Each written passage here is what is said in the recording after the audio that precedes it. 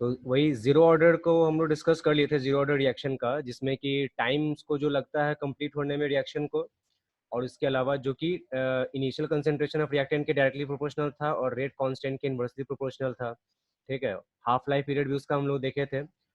और इसके अलावा जो है, अब हम लोग को इसके बाद नेक्स्ट टॉपिक जो देखना है वो है फर्स्ट ऑर्डर रिएक्शन का। ठीक है, फर्स्ट ऑर्डर रिएक्शन जो है उसमें टाइम क्या लगता है कंप्लीट होने में, और इसके अलावा जो है उसका हाफ लाइफ पीरियड की बात। ठीक है, तो सबसे पहले इसमें फर्स्ट ऑर्डर रिएक्शन क्या होता है, तो फर्स्ट ऑर्डर रिएक्शन नाम से वो क्लियर है कि वैसा रिएक्शन जिसका ऑर्डर ऑफ रिएक्शन 1 हो। ठीक है, और उसमें रेट ऑफ रिएक्शन जो है वो कंसेंट्रेशन ऑफ रिएक्टेंट के डायरेक्टली प्रोपोर्शनल होता है। Rate of reaction zero order reaction में क्या था, रेट ऑफ रिएक्शन ये कंसेंट्रेशन ऑफ रिएक्टेंट के से इंडिपेंडेंट था। ठीक है, तो वहां पे कंसेंट्रेशन ऑफ रिएक्टेंट कुछ भी हो उससे मतलब नहीं है रेट ऑफ रिएक्शन को। टाइम जो कंप्लीट होने में लगता था या फिर हाफ लाइफ पीरियड, वो इनिशियल कंसेंट्रेशन ऑफ रिएक्टेंट के डायरेक्टली प्रोपोर्शनल था, लेकिन रेट ऑफ रिएक्शन उससे इंडिपेंडेंट था। ठीक है, कंसेंट्रेशन ऑफ रिएक्टेंट से। लेकिन फर्स्ट ऑर्डर रिएक्शन में क्या है, वैसा रिएक्शन जिसका ऑर्डर ऑफ रिएक्शन 0 हो और रेट ऑफ रिएक्शन जो है वो कंसेंट्रेशन ऑफ रिएक्टेंट के डायरेक्टली प्रोपोर्शनल होता है, उसको हम लोग बोलते हैं फर्स्ट ऑर्डर रिएक्शन बोलते हैं। ठीक है, तो जैसे एग्जांपल के तौर पे दिया हुआ है जैसे कि ये C2H4 है और ये हाइड्रोजन के साथ जब रिएक्शन करेगा, C2H4 क्या है हम जानते हैं, इथीन है। ठीक है, हाइड्रोजन के साथ जब रिएक्शन करेगा तो इसका हाइड्रोजनेशन होगा, रिडक्शन होगा।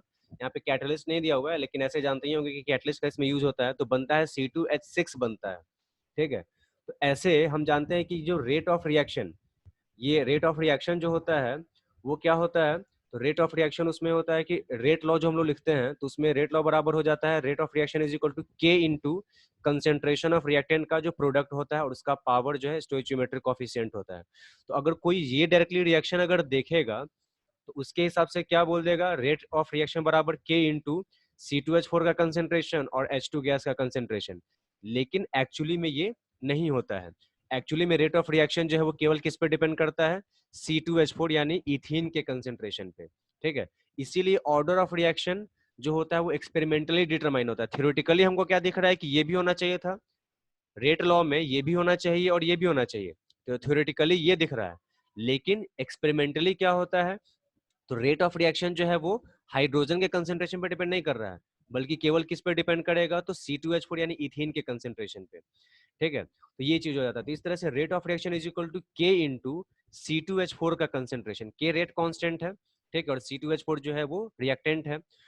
ठीक है, तो इसीलिए ऑर्डर ऑफ रिएक्शन जो है वो एक्सपेरिमेंटली होता है। थियोरेटिकली कुछ और दिख रहा है, लेकिन एक्सपेरिमेंटली कुछ और है। ठीक है, तो वही है। और उसके अलावा all natural and artificial radio active DK of unstable nuclei, जो भी अनस्टेबल न्यूक्लिय जो होता है उसका जो डीके होता है, जैसे अल्फा डीके होता है, बीटा डीके होता है, गामा डीके होता है, वो सब डीके जो कि आप लोगों को पढ़ना भी है। इसमें जो न्यूक्लिया एक चैप्टर है, 12th में फिजिक्स में पढ़ना है, सेकंड पार्ट में वो एक चैप्टर भी आप लोगों को पढ़ना है, तो उसी में है ये चीज। तो जितना भी रेडियो एक्टिव डीके होता है, ठीक है, वो सारा का सारा जो होता है वो फर्स्ट ऑर्डर रिएक्शन होता है। ठीक है, तो अब हम लोग फर्स्ट ऑर्डर रिएक्शन का जो है उसका हम लोग देखते हैं कि कैसे उसका कैसे प्रोसीड करेगा, कैसे उसका टाइम क्या लगेगा, वो सब चीज हम लोग देखते हैं। उसका ग्राफ वगैरह सब कुछ देखना है। तो जैसे कि ए है, कोई रिएक्टेंट है, वो चेंज होगा प्रोडक्ट में। ठीक है, तो रेट ऑफ रिएक्शन बराबर क्या होता है, तो के into concentration of reactant A और उसका पावर 1। पावर 1 क्यों, क्योंकि रेट ऑफ ये जो है कौन सा रिएक्शन है, फर्स्ट ऑर्डर का रिएक्शन है, और फर्स्ट ऑर्डर का रिएक्शन अगर होगा तो उसमें कंसेंट्रेशन ऑफ रिएक्टेंट जो है उसका पावर 1 ही होना है। जब एक रिएक्टेंट है तो उसका तो पावर 1 ही होना ही है। ठीक है, तो इस तरह से तो ए कोई रिएक्टेंट है जो कि प्रोडक्ट में चेंज हो रहा है, तो रेट लॉ के हिसाब से, लॉ ऑफ मास एक्शन के हिसाब से रेट ऑफ रिएक्शन बराबर क्या हो जाएगा, तो के इंटू ए का कंसेंट्रेशन उसका पावर 1। ठीक है, अब उसके बाद ए नॉट हम जानते हैं किसको हम लोग मानते हैं, तो इनिशियल कंसेंट्रेशन ऑफ रिएक्टेंट को। ठीक है, तो ए नॉट जो है वो क्या है, इनिशियल कंसेंट्रेशन ऑफ रिएक्टेंट है। और ए क्या होता है, तो concentration of reactant at any time T. किसी टाइम टी के बाद जो कंसेंट्रेशन ऑफ रिएक्टेंट होगा वो हम लोग किसको माने हैं, ए है। ठीक है, तो ये होगा concentration of reactant A after any time T, और ए नॉट क्या होगा, इनिशियल कंसेंट्रेशन ऑफ रिएक्टेंट। ठीक है, तो rate of reaction is equal to, ये हम जानते हैं minus D A by D T. ठीक है, माइनस क्यों लगा हुआ है? चूंकि we are taking here concentration of reactant and concentration of reactant decreases continuously, that is why negative sign is used here. ठीक है, तो यहाँ पे rate of reaction is equal to हो जाएगा minus D A by D T. ठीक है, is equal to, तो रेट ऑफ रिएक्शन बराबर के इंटू ए। ठीक है, ए का यानी रिएक्टेंट ए का कंसेंट्रेशन पावर 1 है, यहाँ पे पावर 1 था तो पावर 1 है तो उसकी वैल्यू जो है वो ए ही हो जाएगी। ठीक है, तो इस तरह से रेट ऑफ रिएक्शन बराबर फर्स्ट ऑर्डर का रिएक्शन है तो ये चीज लॉ ऑफ मास एक्शन के हिसाब से हम लिख सकते हैं, और रेट ऑफ रिएक्शन बराबर ये भी होता है minus D A by D T. ठीक है, तो minus D A by D T बराबर हो जाएगा के इंटू ए। ठीक है, अब उसके बाद यहाँ से डी टी को जब हम लोग इधर भेजेंगे तो क्या हो जाएगा, minus D A is equal to K A D T हो जाएगा। ठीक है, अब उसके बाद जो है ए को इधर लेकर आते हैं, ए को यहाँ पर लेकर आए। ठीक है, तो क्या हो जाएगा, माइनस डी ए बाई ए बराबर के डी टी। माइनस को उधर भेज देते हैं तो डी ए बाई ए बराबर हो जाएगा माइनस के डी टी हो जाएगा। ठीक है, अब उसके बाद क्या कर देते हैं, ये चीज यहाँ पे लिखा हुआ नहीं था लेकिन इस चीज को यहाँ पे ऐड कर दिया गया है, इंटीग्रेटिंग बोथ साइड्स। ठीक है, दोनों साइड में इंटीग्रेशन कर देते हैं, ये जो है यहाँ पे दोनों साइड में इंटीग्रेशन कर दिया गया। तो इंटीग्रेशन जब करेंगे तो ये चीज कल ही जैसे डिस्कस किए थे कि 1/x का, जो कि यहाँ पे ऊपर में भी दिख रहा होगा कि 1/x का इंटीग्रेशन जो होता है वो क्या होता है, log x। ठीक है, डिफरेंशिएशन का जस्ट अपोजिट होता है इंटीग्रेशन, log x का डिफरेंशिएशन होता है 1/x, तो 1/x का इंटीग्रेशन हो जाएगा log x। ठीक है, तो डिफरेंशिएशन और इंटीग्रेशन एक दूसरे का अपोजिट होता है, log x का डिफरेंशिएशन 1/x, तो 1/x का इंटीग्रेशन log x। ठीक है, तो 1/x dx जो है, इसका 1/x का इंटीग्रेशन करना है dx के रेस्पेक्ट में, तो उसका इंटीग्रेशन हो जाएगा log x हो जाएगा। ठीक है, तो यहाँ पे भी उसी फॉर्म में है यहाँ पे dx के जगह पे क्या है, dA है, और इंटीग्रेशन किसका करना है, तो 1/a का करना है, 1/a का इंटीग्रेशन करना है dA के रेस्पेक्ट में। तो 1/a का इंटीग्रेशन dA के रेस्पेक्ट में क्या हो जाएगा, log a। जैसे 1/x का इंटीग्रेशन log x होता है, वैसे ही 1/a का इंटीग्रेशन log a हो जाएगा। ठीक है, और उसी तरह से फिर k तो कांस्टेंट है तो k बाहर में रहेगा, और dt का इंटीग्रेशन, dx का इंटीग्रेशन x होता है, वैसे ही dt का इंटीग्रेशन क्या हो जाएगा, t। ठीक है, तो ये हो जाएगा, और ये c इंटीग्रेशन कांस्टेंट है, क्योंकि इनडेफिनिट इंटीग्रल है इसीलिए यहाँ पे c ऐड हो जाएगा। ठीक है, तो इस तरह से जो है इसमें यहाँ पे ये काम हो जाएगा। तो ये वाला जो इक्वेशन जो आया था इसमें दोनों तरफ इंटीग्रेशन कर दिए। ठीक है, इस चीज को यहाँ पे ऐड कर लेना है, यहाँ पे इंटीग्रेटिंग बोथ साइड्स। ठीक है, अब उसके बाद जब इसका इंटीग्रेशन जब हो जाएगा तो 1/a का इंटीग्रेशन log a, और ये dt का इंटीग्रेशन t, तो माइनस के टी प्लस सी इंटीग्रेशन कांस्टेंट है, वो भी क्यों यहाँ पे ऐड किया गया, क्योंकि ये इनडेफिनिट इंटीग्रेशन है। अब उसके बाद जब t इज इक्वल टू जब 0 होगा, ठीक है, t इज इक्वल टू जब 0 होगा तो टाइम जब 0 होगा तो उस टाइम में a बराबर क्या हो जाएगा, a नॉट के, मतलब कंसेंट्रेशन ऑफ रिएक्टेंट जो है वो किसके बराबर होगा, तो इनिशियल कंसेंट्रेशन ऑफ रिएक्टेंट के। जिस टाइम में टाइम जब 0 है, मतलब जिस टाइम में रिएक्शन स्टार्ट होने ही वाला है, ठीक है, होगा, उस टाइम में जो रिएक्टेंट का कंसेंट्रेशन होगा वो मैक्सिमम होगा। ठीक है, जो कि किसके बराबर होगा, a नॉट के बराबर। ठीक है, तो जब टाइम 0 है तो a किसके बराबर होगा, a नॉट के। अब उसके बाद तो यही चीज को हम पुट करते हैं यहाँ पे जब टाइम जब 0 है तो a नॉट के बराबर है, तो इसमें पुट कर देते हैं, तो a के जगह पे क्या हो जाएगा, a नॉट, तो बड़ा क्या हो जाएगा, log a naught is equal to, यहाँ पे t के जगह पे 0 लेना है तो माइनस के इंटू 0 प्लस सी, तो c बराबर यहाँ से क्या आ जाएगा, log a नॉट। ठीक है, c की वैल्यू आ गई log a नॉट। अब इस c के वैल्यू को हम लोग किस में पुट कर देंगे, इक्वेशन फर्स्ट में। ठीक है, इक्वेशन फर्स्ट में c की वैल्यू को पुट कर देते हैं। ठीक है, तो वही putting this value of c in first equation. ठीक है, तो फर्स्ट इक्वेशन में log a बराबर माइनस के टी, तो माइनस के टी वहां पे लिख दिए, इधर साइड लिख दिए, और c के जगह पे क्या लिख दिए, log a नॉट। तो इस तरह से क्या हो गया, log a बराबर log a नॉट माइनस के टी। ठीक है, ये चीज ये एक्सप्रेशन आ जाएगा, इसको मान लिए सेकंड इक्वेशन। ठीक है, अब इसको कंपेयर करते हैं फिर किससे, y इज इक्वल टू, ये फिर क्या हो जाएगा, mx प्लस सी के जगह पे यहाँ पे log a नॉट है। ठीक है, y के जगह पे log a है, c के जगह पे log a नॉट है, m के जगह पे -k है और x के जगह पे t है, ठीक है। यानी y एक्सिस पे जाएगा log a, x एक्सिस पे जाएगा t, ठीक है, और c हो जाएगा log a नॉट।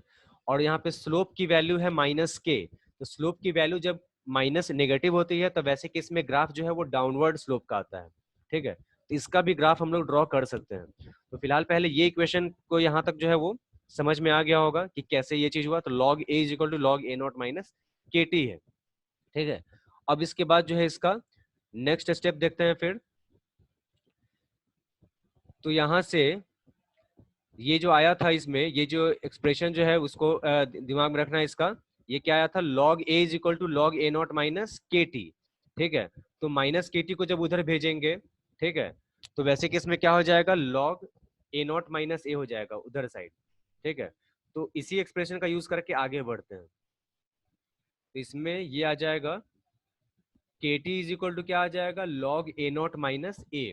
जो पीछे जो सेकंड इक्वेशन आया था उसी के हिसाब से जब लाएंगे तो के टी इज इक्वल टू आ जाएगा log a naught minus log a, ठीक है।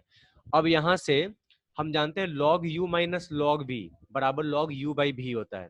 log का ये रूल ध्यान में होगा, हम भी ऐसे डिस्कस किए हुए हैं। log u minus log v is equal to हो जाएगा log u बाई v हो जाएगा, ठीक है।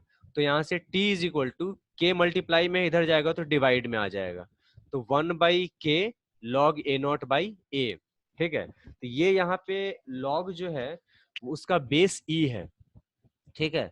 और हम जानते हैं log बेस e को जब log बेस 10 में चेंज करते हैं तो 2.303 से मल्टीप्लाई हो जाता है, ठीक है।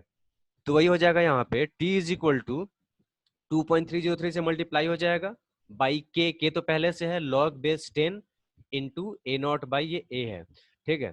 तो इस तरह से log base 10 A naught by a, ठीक है। ये थर्ड इक्वेशन हो गया। तो इस तरह से यहाँ तक जो भी log जो चल रहा था वो उसका log का बेस ई था। जब log बेस ई को log बेस 10 में चेंज करेंगे तो 2.303 से मल्टीप्लाई हो जाता है, ठीक है। तो ये टाइम इज इक्वल टू क्या आ गया, 2.303 by k into log base 10 A naught by A not initial concentration of reactant, A concentration of reactant at any time T, ठीक है। ये थर्ड इक्वेशन हो गया। तो ये वो टाइम है जो कि फर्स्ट ऑर्डर रिएक्शन को कंप्लीट होने में लगेगा, ठीक है। अगर हमको रेट कांस्टेंट की वैल्यू पता है, फर्स्ट ऑर्डर रिएक्शन का दिया हुआ है, ए नॉट इनिशियल कंसेंट्रेशन पता है, और किसी टाइम टी के बाद जो कंसेंट्रेशन ऑफ रिएक्टेंट हो गया वो अगर हमको पता है तो हम बता सकते हैं कि टाइम जो है कितना लगेगा कंप्लीट होने में, ठीक है, कितना टाइम जो है वो लगा। अब जैसे कि कोई रिएक्शन मान लो जैसे कि 10 बजे स्टार्ट हुआ और उसके बाद जो है मान लो उसके 2 मिनट के बाद हम निकालना चाहते हैं, उसमें जो है किसी कुछ टाइम के बाद, ठीक है, सिंपली बस ये दे दे कि कितना टाइम लगेगा जब रिएक्टेंट का कंसेंट्रेशन, जैसे रिएक्टेंट का कंसेंट्रेशन सपोज करते हैं कि अगर 50 हो तो उसका रिएक्टेंट का कंसेंट्रेशन 40 कितने देर में हो जाएगा। क्वेश्चन इस तरह से पूछ सकता है, ठीक है। टाइम जो है पूछेगा, मान लो कोई रिएक्शन अगर फर्स्ट ऑर्डर का है और उसमें इनिशियल कंसेंट्रेशन अगर 50 है और उसके बाद उसका कंसेंट्रेशन 40 जो है वो कितने टाइम के बाद हो जाएगा। तो इनिशियल कंसेंट्रेशन जैसे 50 है, फाइनल कंसेंट्रेशन जो है वो 40 है, ठीक है। तो यहाँ पे और के की वैल्यू अगर दी रहेगी तो उसके हिसाब से हम लॉग का जो है वहां पे देख के कैलकुलेशन करके हम निकाल सकते हैं कि कंसेंट्रेशन 50 से 40 होने में कितना टाइम लगेगा, ठीक है। कंसेंट्रेशन 50 से 10 होने में कितना टाइम लगेगा, ठीक है। तो इस तरह से जो है इस इक्वेशन का यूज करके हम कोई बता सकते हैं कि ये फर्स्ट ऑर्डर रिएक्शन को जो है वो कंप्लीट होने में कितना टाइम लग सकता है। तो वही time required for the completion of reaction, ठीक है। अब जब t is equal to T half होगा, टी हाफ मतलब हाफ लाइफ पीरियड, तो हम जानते हैं जब हाफ लाइफ पीरियड होता है जब तब उस केस में क्या हो जाता है, रिएक्टेंट का कंसेंट्रेशन इनिशियल कंसेंट्रेशन का हाफ हो जाता है, ठीक है। तो t इज इक्वल टू जब टी हाफ होगा तो a मतलब रिएक्टेंट का कंसेंट्रेशन क्या हो जाएगा, इनिशियल कंसेंट्रेशन का आधा, ए नॉट बाई 2, ठीक है। तो इस एक्सप्रेशन के हिसाब से आते हैं, t इज इक्वल टू क्या हो गया है, टी हाफ, ठीक है। तो 2.303 बाई के तो होगा ही, log बेस 10 होगा ही, ए नॉट तो ए नॉट ही रहेगा, और ए जो है किसके बराबर हो जाएगा, ए नॉट बाई 2 के बराबर हो जाएगा, ठीक है। क्योंकि टाइम जो है वो टी हाफ के बराबर हो गया, हाफ लाइफ पीरियड के बराबर हो गया। तो रिएक्टेंट का कंसेंट्रेशन जब टाइम आधा होता है, हाफ लाइफ पीरियड होता है, तो रिएक्टेंट का कंसेंट्रेशन जो है इनिशियल कंसेंट्रेशन का आधा हो जाता है। ठीक है, तो जब T is equal to T half है तो A इज इक्वल टू हो जाएगा A नॉट बाई 2। ठीक है, तो T half is equal to 2.303 by K log base 10। A naught तो रहेगा ही, नीचे वाला ए के जगह पे हो जाएगा ए नॉट बाई 2। ए नॉट से ए नॉट कटेगा, 2 जाएगा ऊपर। ठीक है, तो बचा क्या, लॉग बेस 10 2। और जब लॉग बेस 10 2 की वैल्यू जो है वो हम देख सकते हैं लॉग टेबल के हिसाब से वो 0.3 होता है। ठीक है, तो इस तरह से 2.303 इंटू 0.3 हो जाएगा। ठीक है, बाई के, तो T half is equal to 0.693 by K. ठीक है, तो हाफ लाइफ पीरियड जो है वो फर्स्ट ऑर्डर रिएक्शन का क्या आया, 0.693 बाई के बराबर है। ठीक है, ये हो गया फोर्थ इक्वेशन। ठीक है, तो इस इक्वेशन में हम क्या देख रहे हैं, फर्स्ट ऑर्डर रिएक्शन के लिए जो हाफ लाइफ पीरियड का जो है वो एक्सप्रेशन क्या है, 0.693 बाई के है। इसमें कहीं भी रिएक्टेंट का कंसेंट्रेशन इस फॉर्मूला में शामिल नहीं है। ठीक है, इससे क्या कंक्लूजन निकलता है कि फर्स्ट ऑर्डर रिएक्शन का हाफ लाइफ पीरियड जो है वो कंसेंट्रेशन ऑफ रिएक्टेंट से इंडिपेंडेंट है। ठीक है, वही जीरो ऑर्डर रिएक्शन में हम लोग क्या देखे थे कि हाफ लाइफ पीरियड जो है वो जीरो ऑर्डर रिएक्शन का इनिशियल कंसेंट्रेशन ऑफ रिएक्टेंट के डायरेक्टली प्रोपोर्शनल था। ठीक है, लेकिन यहाँ पे क्या है, इनिशियल कंसेंट्रेशन ऑफ रिएक्टेंट से इंडिपेंडेंट है। ठीक है, मतलब हाफ लाइफ पीरियड जो है फर्स्ट ऑर्डर रिएक्शन का कंसेंट्रेशन ऑफ रिएक्टेंट कुछ भी रहे उससे मतलब उसको नहीं है। ठीक है, उसको मतलब है बस केवल रेट कांस्टेंट से। ठीक है, तो इसीलिए यहाँ से कंक्लूजन ये जी लिखा हुआ है, so t half for first order reaction is independent of concentration of reactant. यानी फर्स्ट ऑर्डर रिएक्शन के लिए हाफ लाइफ पीरियड जो होता है टी हाफ जो होता है वो इनिशियल कंसेंट्रेशन ऑफ रिएक्टेंट से इंडिपेंडेंट है, कंसेंट्रेशन ऑफ रिएक्टेंट से इंडिपेंडेंट है। कंसेंट्रेशन ऑफ रिएक्टेंट कुछ भी रहे उससे half life period of first order reaction को कोई मतलब नहीं है। और वही जीरो ऑर्डर रिएक्शन में क्या था, टी हाफ जो है वो जीरो ऑर्डर रिएक्शन के लिए इनिशियल कंसेंट्रेशन या कंसेंट्रेशन ऑफ रिएक्टेंट के डायरेक्टली प्रोपोर्शनल था। ठीक है, तो वो चीज है, तो दोनों में ये फर्क है। यहाँ पे जीरो ऑर्डर रिएक्शन के केस में rate of reaction concentration of reactant से इंडिपेंडेंट था, और यहाँ पे रेट ऑफ रिएक्शन जो है कंसेंट्रेशन ऑफ रिएक्टेंट के डायरेक्टली प्रोपोर्शनल है। ठीक है, वहां पे टी हाफ जो है वो कंसेंट्रेशन ऑफ रिएक्टेंट के डायरेक्टली प्रोपोर्शनल था, तो यहाँ पे टी हाफ जो है वो कंसेंट्रेशन ऑफ रिएक्टेंट से इंडिपेंडेंट है। तो दोनों जगह एक दूसरे का उल्टा है। ठीक है, तो ऐसे भी करके कोरिलेट करके हम लोग याद कर सकते हैं। उसके बाद दूसरा कंक्लूजन क्या है, T half for first order reaction is inversely proportional to the rate constant. ठीक है, टी हाफ जो है वो फर्स्ट ऑर्डर रिएक्शन के लिए वो क्या है, तो इनिशियल कंसेंट जो रेट कांस्टेंट जो है उसके इनवर्सली प्रोपोर्शनल है। ठीक है, तो इस तरह से इसका तो ये ऐसे यहाँ पे डिराइव किया गया क्या, तो टाइम टाइम जो कंप्लीट होने में जो लगेगा फर्स्ट ऑर्डर रिएक्शन को उसके लिए ये एक्सप्रेशन डिराइव किया गया, और ये एक्सप्रेशन ये है हाफ लाइफ पीरियड का। तो क्वेश्चन इस तरह से भी पूछा जाता है, show that half life period of first order reaction is independent of concentration of reactant. ठीक है, तो शो करना होगा, तो इसका मतलब है कि आप लोगों को जो है इसको मैथमेटिकली पूरा शो करके ऐसे करके ये पूरा दिखा देना है कि किस तरह से हाफ लाइफ पीरियड जो है वो कंसेंट्रेशन ऑफ रिएक्टेंट से इंडिपेंडेंट है। ठीक है, तो ये इस तरह से मैथमेटिकली शो करने के लिए बोल सकता है, तो इस तरह से हम लोग शो करके इस चीज को दिखा सकते हैं। ठीक है, और हाफ लाइफ पीरियड का यहाँ पे डेफिनेशन लिखा हुआ है, the time in which concentration of reactant becomes half of the initial concentration is called half life. ठीक है, तो ये है, तो ये इस तरह से हो गया फर्स्ट ऑर्डर रिएक्शन का की ये बात हो गई। ठीक है, फर्स्ट ऑर्डर रिएक्शन में क्या क्या बात हो जाएगी, तो फर्स्ट ऑर्डर रिएक्शन वैसा रिएक्शन होता है जिसमें ऑर्डर ऑफ रिएक्शन 1 होगा और rate of reaction concentration of reactant के डायरेक्टली प्रोपोर्शनल होता है। दूसरी बात उसमें क्या है, तो टाइम जो कंप्लीट होने में जो लगता है फर्स्ट ऑर्डर को वो 2.303 by k into log base 10 A naught by ए।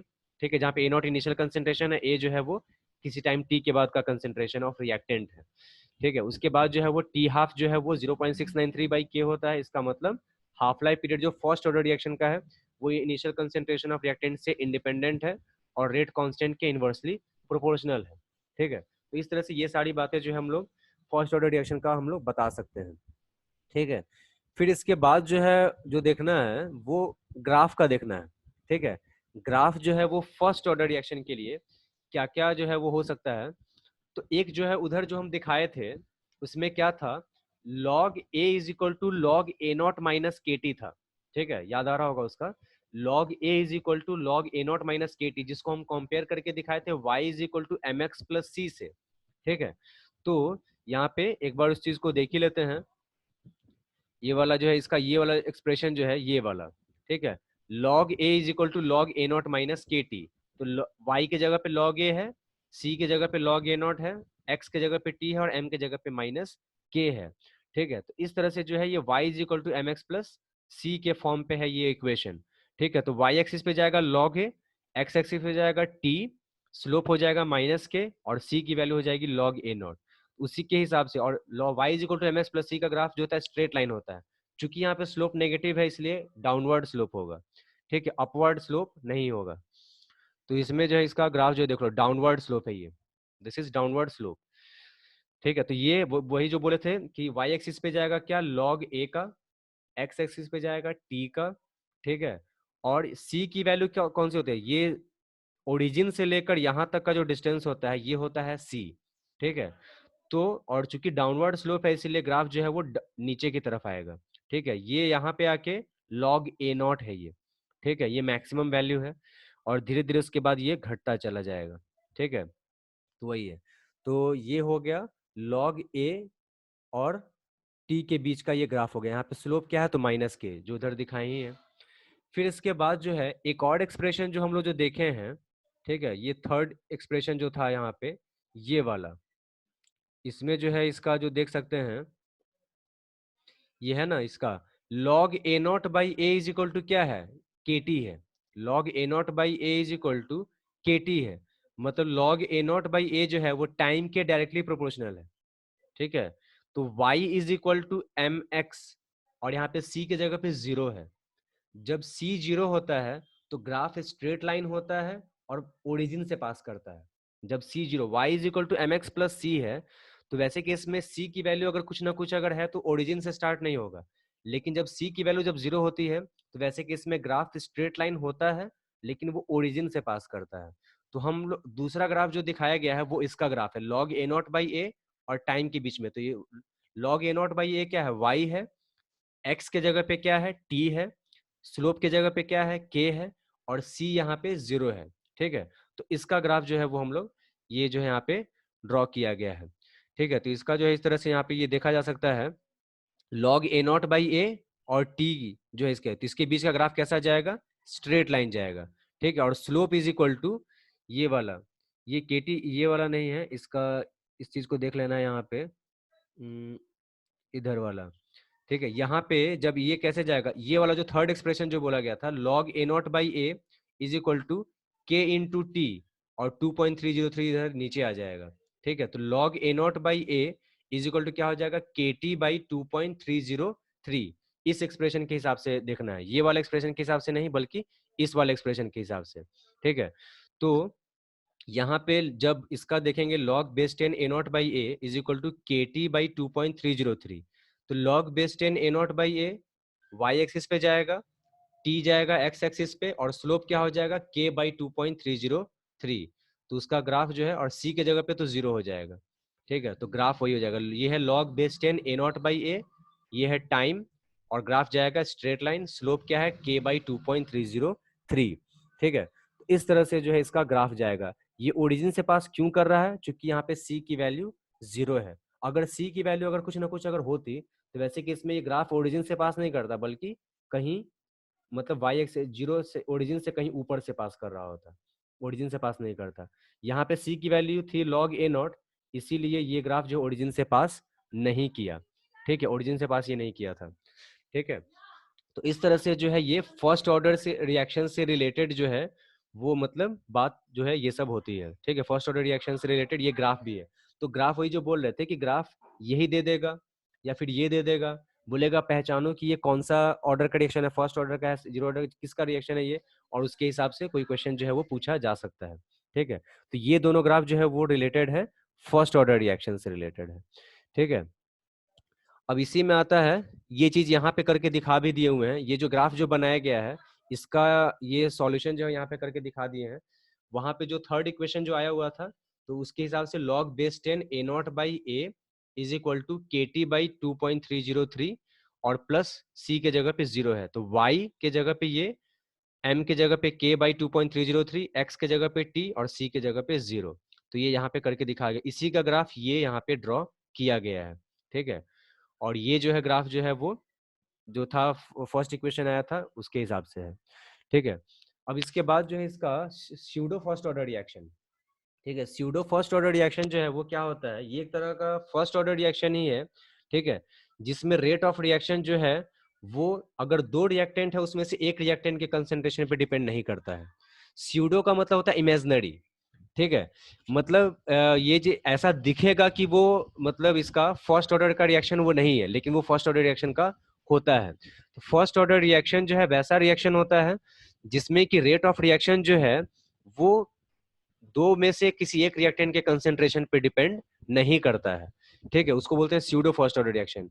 जैसे कि ये है ईस्टर है, ये CH3COO C2H5 प्लस H2O, ये ईस्टर है। तो उसमें जब एसिड के प्रेजेंस में क्या हो जाता है, बैकवर्ड रिएक्शन दे देता है, तो बनता है इथेनोइक एसिड प्लस इथेनॉल, इसी दोनों से मिलकर ईस्टर बनता है। और जब एसिड अगर छोड़ दिया गया, एसिड अगर नहीं हटाया गया, तो वैसे केस में वो बैकवर्ड रिएक्शन दे देता है। तो रेट ऑफ रिएक्शन यहाँ पे केवल इस पे डिपेंड करता है, वाटर के कंसेंट्रेशन पे डिपेंड नहीं करता है, ठीक है। तो ये दिख क्या रहा था, लग रहा था कि रेट ऑफ रिएक्शन इन दोनों के कंसेंट्रेशन पे डिपेंड कर रहा है, लेकिन इसके कंसेंट्रेशन पे दो में से एक रिएक्टेंट के कंसेंट्रेशन पे डिपेंड नहीं कर रहा है, ठीक है। तो रेट ऑफ रिएक्शन यहाँ पे इसीलिए ये जो है इसको स्यूडो फर्स्ट ऑर्डर रिएक्शन बोलेंगे। वैसे ही ये क्या है, शुगर का हाइड्रोलिसिस है। शुगर का जब हाइड्रोलिसिस होता है तो बनता है ग्लूकोज और फ्रुक्टोज बनता है। तो यहाँ पे भी वाटर के कंसेंट्रेशन पे रेट ऑफ रिएक्शन डिपेंड नहीं करेगा, ठीक है। तो ऐसा लग रहा था कि रेट ऑफ रिएक्शन इन दोनों के कंसेंट्रेशन पे डिपेंड कर रहा होगा, लेकिन इसके वाटर के कंसेंट्रेशन पे डिपेंड नहीं करता है, केवल शुगर के कंसेंट्रेशन पे डिपेंड करेगा।